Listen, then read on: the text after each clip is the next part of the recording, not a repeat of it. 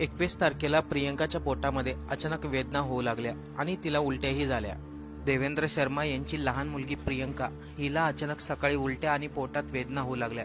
त्यामुळे प्रियंकाने आई अनिता शर्माला याबद्दल सांगितलं। कशा प्रकारे तिचे हातपाय एकदम थंड पडायला लागले। मुलीची तब्येत खराब झाली म्हणून वडील देवेंद्र शर्माने प्रियंकाला अपोलो हॉस्पिटलमध्ये ॲडमिट केलं। पण यानंतर असं भयंकर सत्य उलगडणार होतं ज्याचा कोणी विचारही केला नव्हता। हे घरातील फक्त लहान मुलगी प्रियंका हिच्या बरोबरच नाही घडलं, तर आई वडील मोठी बहीण या सर्वांबरोबर घडलं होतं। पण सर गंगाराम हॉस्पिटलमधील डॉक्टरांनी जेव्हा या घटनेचा उलगडा केला तेव्हा सर्वांच्या पायाखालची जमीन सरकली। आतापर्यंत भारतामध्ये कधी न घडलेली अशी ही घटना। अपोलो हॉस्पिटलमध्ये प्रियंकावरती उपचार तर चालू झाले, परंतु 24 तासामध्ये तिच्यामध्ये सुधारणा होण्याऐवजी तिची तब्येत आणखीन जास्त खराब होत चालली होती।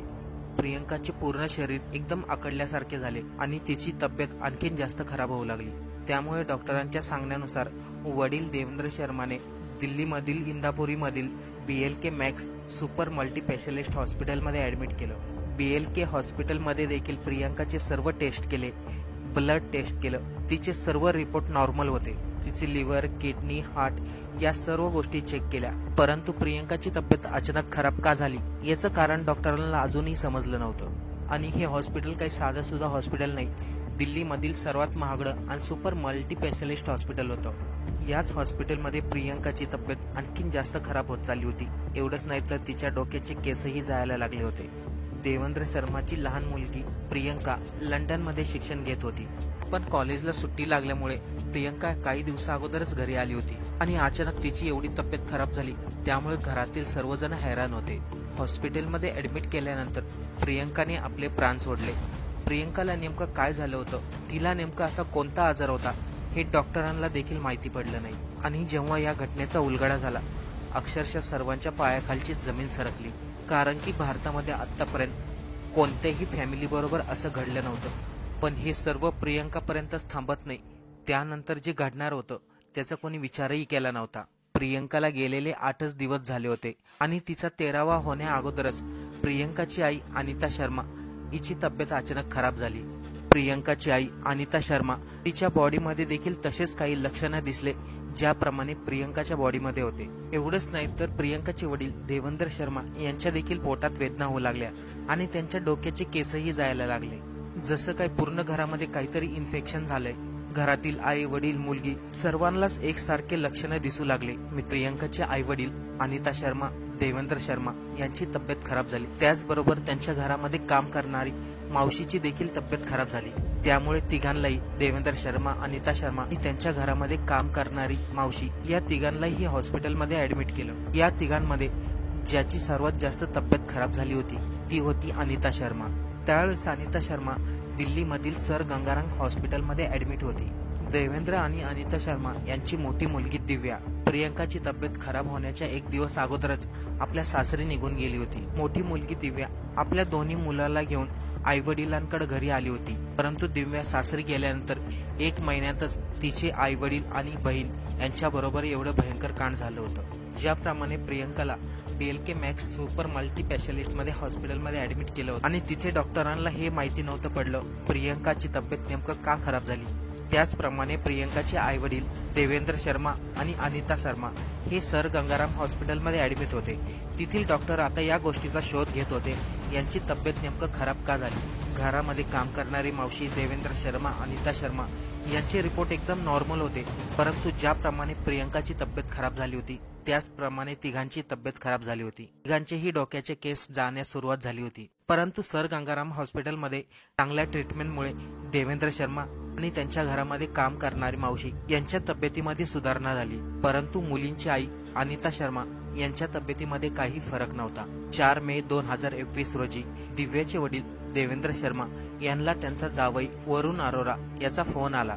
वरुण अरोराने दिव्याच्या वडिलांना सांगितलं तिची तब्येत खराब झाली आहे आणि तिला हॉस्पिटलमध्ये ॲडमिट केलं। इकडे अगोदरच लहान मुलगी गमावलेले देवेंद्र शर्मा आणखीन जास्त दुःखी झाले। त्यांची पत्नी अनिता शर्मा हॉस्पिटलमध्ये ॲडमिट होती, तसेच काम करणारी मावशी देखील हॉस्पिटलमध्ये ॲडमिट होती आणि आता मोठी मुलगी हॉस्पिटलमध्ये ॲडमिट झाली.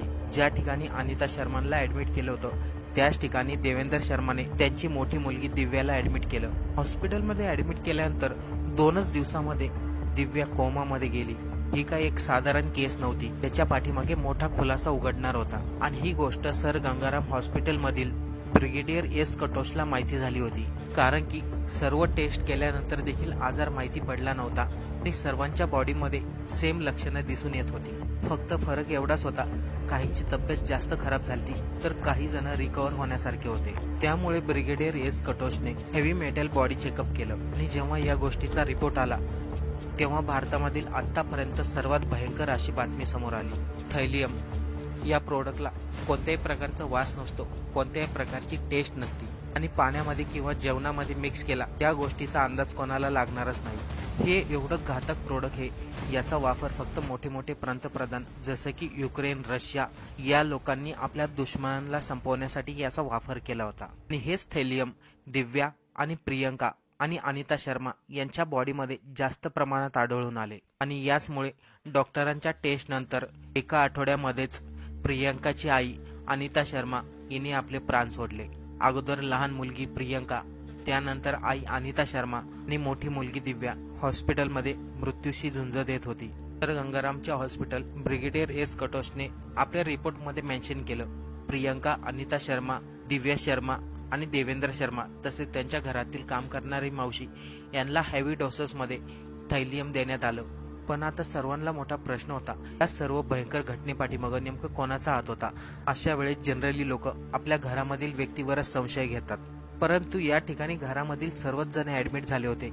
शिवाय काम करणारी मावशी देखील हॉस्पिटलमध्ये ॲडमिट झाली होती. आणि असं पण थैलियम या प्रोडक्टला गव्हर्नमेंटने बॅन केलेलं आहे. ते साधारणपणे कोणत्याही मेडिकल स्टोअरला किंवा कोणत्याही हॉस्पिटलमध्ये सहजपणे मिळत नाही. पण ज्याप्रमाणे पूर्ण फॅमिलीला टार्गेट केलं होतं त्यावरून लक्षात येत होतं घरातीलच कोणतरी व्यक्ती होता. पण कोण? देवेंद्र शर्माने त्यावेळेस आपल्या डोक्याला थोडा ताण दिला आणि विचार केला या सर्व गोष्टीची सुरुवात नेमकं कुठून झाली. आणि त्यांच्या लक्षात आलं, ज्या दिवशी त्यांची लहान मुलगी प्रियंका हिची तब्येत खराब झाली होती त्याच दिवशी घरामध्ये एक व्यक्ती आला होता आणि कदाचित त्याच व्यक्तीचा या संपूर्ण घटनेपाठीमागे हात असावा असे देवेंद्र शर्माला वाटले. नवी दिल्लीमधील इंदापूर भागामध्ये देवेंद्र शर्मा, अनिता शर्मा, मोठी मुलगी दिव्या आणि लहान मुलगी प्रियंका आणि दिव्याचे 2 मुलं हे सर्वजण दुपारच्या वेळेस घरामध्येच होते. आणि त्यावेळेस त्यांच्या घरी दिव्याचा पती वरुण अरोरा आला होता. त्याला पाहून सर्वांना धक्काच बसला, कारण की वरुण अरोरा कधीच आपली पत्नी दिव्या हिच्या घरी जात नव्हता. परंतु त्या दिवशी वरुण अरोरा घरी आला. एवढेच नाही तर त्यांनी आपल्या सासरच्या लोकांसाठी स्वतःच्या हाताने नॉनव्हेज मध्ये फिश करून आणली होती. त्यामुळे वरुणची पत्नी दिव्या, प्रियंका आणि त्याचे सासू सासरे सर्वजण हैराण होते. वरुणचा हा बदललेला स्वभाव पाहून सासरच्या लोकांना खूपच आनंद झाला. याशिवाय त्यांनी त्यांना खायलाही आणलं होतं. त्यामुळे सासरे देवेंद्र शर्मा, अनिता शर्मा, प्रियंका हे सर्वजण खुश होते. वरुणने आणलेली फिश सर्वजणांनी आवडीने खाल्ली. त्यावेळेस दिव्याचे 2 मुलं झोपलेले होते. त्यावेळेस लहानी मुलगी प्रियंका ही घरामध्ये नव्हती. संध्याकाळी 5च्या दरम्यान ती घरी आली. संध्याकाळी जेव्हा प्रियंका घरी आली तेव्हा वरुणने आणलेले फिश तिने मोठ्या आनंदाने खाल्ले. त्या दिवशी रात्री 9:30च्या दरम्यान वरुण अरोरा, पत्नी दिव्या आणि 2 मुलं पुन्हा आपल्या घरी निघून गेले. त्या दिवशी देवेंद्र शर्माला हे देखील आठवलं, जेव्हा देवेंद्र शर्माने जावई वरुणला खाण्यासाठी सांगितलं त्या दिवशी वरुण म्हटला, मी बाहेरच मित्रांबरोबर जेवून आलोय, त्यामुळे मला बिलकुल भूक नाही. जो व्यक्ती कधीही सासरी जात नव्हता तो व्यक्ती संध्याकाळी लहान मुलगी प्रियंका येईपर्यंत वाट पाहत राहिला आणि तिला स्वतः फिश खायला दिले. आणि याच्या दुसऱ्याच दिवसापासून लहान मुलगी प्रियंकाची तब्येत खराब होण्यास सुरुवात झाली होती. कारण की सर्वात जास्त नॉनव्हेज लहान मुलगी प्रियंकानेच खाल्ले होते. त्यामुळे सर्वात जास्त तब्येत तिचीच जास्त लवकर खराब झाली होती. तेव्हा देवेंद्र शर्माला समजलं या सर्व घटनेपाठीमागं दुसरं कोणी नाही, त्यांचाच जावई आहे. वरुण अरोरा एक उच्च शिक्षक घरातला आणि पैशावाला पार्टीतला होता. दिल्लीमधील महागड्या परिसरामध्ये त्याचं घर होतं. याशिवाय वरुण अरोराचा रिअल इस्टेटचा बिझनेस होता. तसेच पार्ट टाइम इन्कम म्हणून त्याला घराचेच भाडे 4 लाख रुपये मिळायचे. इंदरपुरी पोलीस स्टेशनमध्ये देवेंद्र शर्माने जावई वरुण अरोराबद्दल पोलिसांमध्ये कंप्लेंट तक्रार दाखल केली. पोलिसांनी वरुण अरोराचा लॅपटॉप, मोबाईल तसेच त्याच्या घराची तपासणी केली. त्याच्या घरामध्ये थैलीम या प्रोडक्टचे काही सॅम्पल सापडले. लोक तर म्हणायला लागले वरुण अरोराचा दुसऱ्या मुलीसंग लफडा असेल, म्हणूनच त्यांनी आपली पत्नी, सासू सासरे यांना मारलं. परंतु या घटनेचं सत्य खूपच वेगळं होतं. परंतु थैलीम हे प्रोडक्ट साधारण कोणत्याही व्यक्तीला मिळत नाही. याला सरकारने बॅन केलं आहे, कारण की हे प्रोडक्ट खूपच घातक असतं. या प्रोडक्टचा वापर अगोदर घरामधील उंदरं आणि काही विषारी किटाणू यांना मारण्यासाठी केला जात होता. परंतु थैलीमचा वापर भारतामध्ये भयंकर घटनेमध्ये केला जायचा, त्यामुळे थैलीमला भारतामध्ये बॅन केलं. आणि आता थैलीमचा वापर फक्त optical lens, low temperature thermometer या इंडस्ट्रियल कामासाठी वापरलं जातं. पण यासाठी देखील या कंपन्यांना सरकारकडून परवानगी घ्यावी लागते, तेव्हाच त्यांना थैलीम हे प्रोडक्ट वापरायला मिळतं. या प्रोडक्टला वेगवेगळ्या प्रकारचे लायसन दाखवावे लागतात. याशिवाय हे प्रोडक्ट एका कंपनीमधून दुसऱ्या कंपनीमध्ये पाठवलं जातं. म्हणजेच की साधारणतः कोणत्याही व्यक्तीच्या हातामध्ये हे प्रोडक्ट इनडायरेक्टली दिलं जात नाही.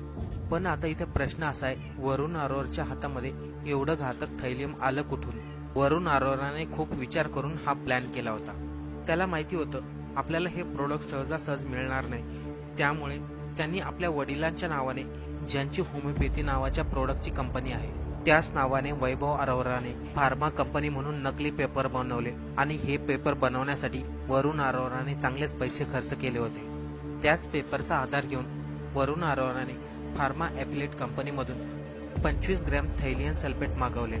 समोरच्या फार्मा कंपनीला याचा अंदाज बिलकुल आला नव्हता. ज्या व्यक्तीने हे प्रोडक्ट मागवले तो त्यांचा वापर एखाद्या व्यक्तीला मारण्यासाठी करणार आहे, कारण की वैभव अरोराने ज्या कंपनीचे पेपर बनवले होते ते पेपर एखाद्या ओरिजिनल कंपनीपेक्षाही जास्त चांगले वाटत होते. त्यामुळे फार्मा कंपनीला या पेपरवरती थोडाही डाऊट झाला नाही. वरुण अरोराने या कंपनीचा पेमेंट आपली आईच्या अकाउंटवरून IMPS थ्रू केला होता आणि वरुणच्या आईच्या अकाउंटला वरुणचा मोबाईल नंबर रजिस्टर होता. पोलिसांनी जेव्हा वरुणच्या आईचा अकाउंट हिस्ट्री काढली तेव्हा त्या बँक स्टेटमेंटमध्ये क्लिअर समजलं फार्मा कंपनीला या अकाउंटवरून पैसे देण्यात आले आहेत. जे काही पोलिसांना पुरावे मिळाले होते त्यावरून पूर्ण क्लिअर झाला होता या सर्व घटने पाठीमागं वरुण अरोरा याचा हात आहे. पोलिसांनी जेव्हा वरुणला या घटनेबद्दल विचारले तेव्हा वरुणने खोटं सांगितलं. तो म्हणाला, मी सासरी गेल्यानंतर दिव्याचे वडील, तिची बहीण आणि दिव्याची आई नेहमी मला टोचून बोलायचे, नेहमी माझा अपमान करायचे. परंतु याच्या पाठीमागे खरं कारण दुसरंच होतं.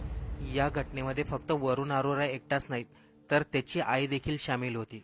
वरुण अरोराने पोलिसांना सांगितलं उत्तर पोलिसांना त्यांनी समाधान झालं नाही. त्यामुळे पोलिसांनी आपल्या पद्धतीने वरुणला त्याचा जाब विचारला. त्यावेळेस वरुण बोलत्या पोपटासारखा बोलू लागला. 2009 मध्ये देवेंद्र शर्मा यांची मोठी मुलगी दिव्या, हिचे लग्न दिल्लीमधील हाय रिच फॅमिली वरुण अरोरा याच्यासोबत होतं. घरामध्ये सर्व काही सुखसुविधा, पैशाची कोणतीही कमी नव्हती. कमी होती ती फक्त मुलाची. लग्नाला 6 वर्ष झाले तरी देखील दिव्या आणि वरुणच्या जीवनात अजूनपर्यंत कोणतंही अपत्य नव्हतं. 2016 मध्ये वरुण आणि दिव्याने टेस्ट बेबी करण्याचा निर्णय घेतला. टेस्ट बेबीच्या माध्यमातून दिव्याला 2 जुळी मुलं झाली. घरामध्ये 2 लहान मुलांचा जन्म झाल्यामुळे दोन्ही कुटुंब आनंदात होतं. आता घरामध्ये कोणत्याही प्रकारची कमी नव्हती. पण 2020 मध्ये दिव्या पुन्हा एकदा नॅचरल पद्धतीने गर्भवती राहिली. यासाठी देवेंद्र शर्मा दिव्याला त्याच डॉक्टरकडे घेऊन गेले ज्या ठिकाणी दिव्याची अगोदर डिलिव्हरी झाली होती. डॉक्टराने जेव्हा दिव्याचा रिपोर्ट चेक केला तेव्हा डॉक्टरांनी सांगितलं दिव्याला अगोदरच 2 मुलं झाले आहेत. आता जर 3रं मूल झालं यामुळे दिव्याच्या तब्येतीवरती परिणाम होईल. त्यामुळे वडील आणि दिव्याने ऑपरेशन करायचं ठरवलं. पण ही गोष्ट जेव्हा दिव्याने तिचा पती वरुण अरोराला सांगितलं तेव्हा तो पूर्णपणे चिडला, कारण की त्याचं म्हणणं होतं हा मुलगा दुसरा कोणी नाही, 2 वर्ष अगोदर त्याचे गेलेले वडील दिव्याच्या मुलाच्या रूपात होणार होता, असे वरुण अरोरा आणि त्याच्या आईला वाटलं होतं. डॉक्टरांनी दिव्याच्या डिलिव्हरीची डेट सांगितली होती. ती वरुणचे गेलेल्या वडिलांची जन्मतारीख होती. त्यामुळे घरामध्ये भांडण होऊ लागलं. वरुण पत्नी दिव्याला मारपीट करू लागला. तसेच दिव्याची सासू देखील तिला जास्त टोमणे मारू लागली होती. दिव्याने ही गोष्ट आपले वडील देवेंद्र शर्मा यांना सांगितलं आणि वडील देवेंद्र शर्माच्याच मदतीने वरुणला आणि सासूला न सांगता ऑपरेशन केलं. जेव्हा वरुणला या गोष्टीची माहिती झाली तो जास्तच भडकला आणि त्याला हेही समजलं या पाठीमागं दिव्याच्या आई वडिलांचा देखील हात आहे. त्यामुळे त्याचा राग आणखीनच वाढला. याशिवाय तो दिव्याला धमकी देऊ लागला. मी तुझ्या पूर्ण फॅमिलीला संपून टाकेल. इकडे वरुण आणि त्याची आई पूर्णपणे वेडे झाले होते, कारण की त्यांच्या घरामध्ये वरुणच्या वडिलांचा जन्म होणार होता आणि दिव्याने त्याचं ऑपरेशन केलं. आणि याच गोष्टीचा राग मनात धरून वरुण अरोरा आणि त्याच्या आईने देवेंद्र शर्माच्या पूर्ण फॅमिलीला संपवले. 2 महिन्यामध्येच देवेंद्र शर्माची पूर्ण फॅमिली संपली. 2 मुली आणि पत्नी. फॅमिलीमध्ये राहिली होती फक्त देवेंद्र. पण या घटनेचं विशेष म्हणजे वरुणची आई जिया अरोरा हिला पोलिसांनी ताब्यात घेतलंच नाही, कारण तिच्याबद्दल कोणताही असा पुरावा पोलिसांना मिळाला नाही. इकडे दुसरीकडे पोलिसांनी वरुण अरोराला ताब्यात घेतले, परंतु त्याला आतापर्यंत कोणत्याही प्रकारची शिक्षा झालेली नाही, कारण की त्याच्या विरोधामध्ये कोणी असं साक्षी भेटलाच नाही की तो गुन्हेगार आहे म्हणून सांगू शकतो. सांगितलं जातंय अरोरा हाही रिच फॅमिलीमधील होता, त्याच्यामुळे त्याच्याकडे पैशाची कमी नाही. कदाचित त्यांनी पैसे देऊन पोलिसांना मॅनेज केले असावे, त्याच्यामुळे त्याला आतापर्यंत कोणत्याही प्रकारची शिक्षा झाली नाही.